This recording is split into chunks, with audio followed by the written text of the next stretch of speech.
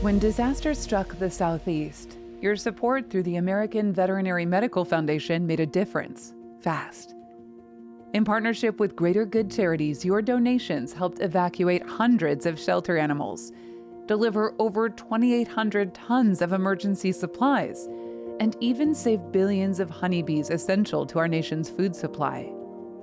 From flooded homes in Florida to landslides in North Carolina, your support brought hope to devastated communities, pets, and wildlife alike. Planes were loaded, trucks rolled in, neighbors stepped up. Because of you, displaced families received essentials, pets stayed fed and safe, and shelters found room for those most in need. Recovery is ongoing, but thanks to your compassion, we're helping these communities heal. Thank you for standing with us every step of the way.